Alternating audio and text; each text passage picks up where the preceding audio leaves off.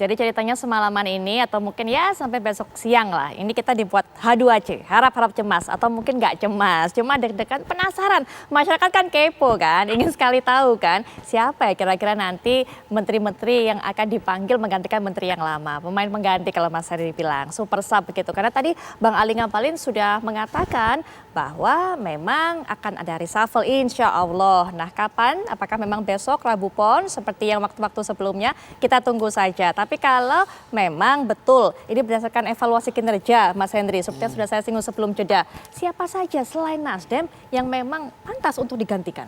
Nah itu saya bukan presiden jadi. Tapi setidaknya mewakili masyarakat atau pandangan dari kinerja melihat itu Gini saja. loh Mbak Putri, masyarakat itu terkadang penilaiannya tidak sama dengan Pak Presiden kan.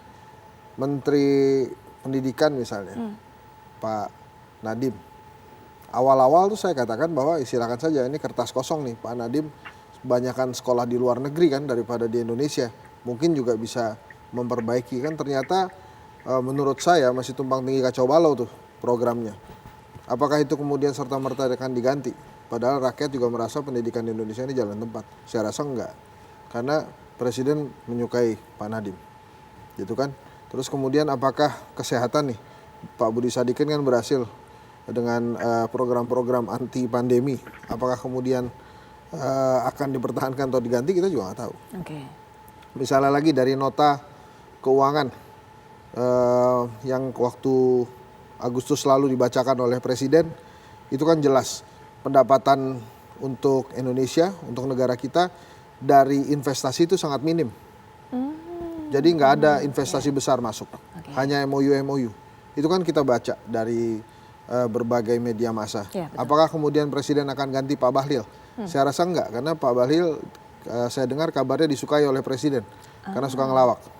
Gitu kan? Jadi karena suka kelawaknya? Karena suka ngelawaknya. Karena suka kerjanya, bukan kerjanya? Atau ya nggak apa-apa, makanya kan Presiden nggak butuh alasan, bebas. Oke. Kan itu. Gitu. Terus misalnya kita baca lagi ada Menteri Pemuda Olahraga mencalonkan diri jadi Wakil Ketua Umum PSSI. Padahal dia Menteri Olahraga yang harusnya mengayomi semua cabang olahraga. Ini kan menurut saya layak di reshuffle. Tapi apakah akan di reshuffle? Belum tentu juga. Gitu. Kemudian yang sering-sering dipanggil itu kan ada menteri-menteri Nasdem itu. Jadi memang bias. Kita nggak bisa melihat juga, dan itu biasa-biasa aja. Pada saat timnas Argentina, pendukung timnas Argentina mungkin mempertanyakan, kenapa Paul Dybala itu nggak dimasukkan gitu? Kenapa hanya di ujung-ujung gitu kan? Itu terserah si manajernya. Pada saat perlu Dybala dimasukin Dybala tuh. Nggak perlu alasan dari penonton. Sama seperti kita saat ini. Memang ada beberapa catatan dari kita, tapi apakah kemudian harus mengikuti itu? Kan tidak. Kalau dari berbagai hasil survei persepsi nih, Pak Basuki paling jago kan? Karena infrastrukturnya bagus, ada di mana-mana. Tapi bagaimana yang lain? Perdagangan misalnya baru kan terbentuk. Kemudian bagaimana dengan perhubungan misalnya? Kemarin kan kontroversi tuh. Angkutan umum beda harganya antara si yang berpunya dengan yang tidak. Itu kan kita juga bertanya tuh, kok gitu sih? Tapi apakah kemudian Presiden serta-merta setuju dengan rakyat? Enggak juga. Karena tadi Presiden tidak butuh alasan. Mau itu investasi masuk kek, enggak kek, selama menterinya disukai, ya udah gitu. Dan kemudian misalnya lagi selain pendidikan ada Menteri Sosial misalnya yang sering bersentuhan dengan masyarakat, kemudian ada Menteri apalagi tuh tenaga kerja misalnya, itu kan juga berbagai isu juga tertepat tuh. Kemudian isu kepala desa minta 27 tahun jabatannya, gitu kan? Itu kan kocak, aneh bin ajaib tuh kepala desa itu. Mau jadi apa dia, beranak pinak jadi kepala desa? Itu kan juga menteri desa juga akan disorot. Tapi apakah kemudian akan diganti? Belum tentu juga. Belum tentu juga, karena Pak Jokowi menyukai menteri desa misalnya.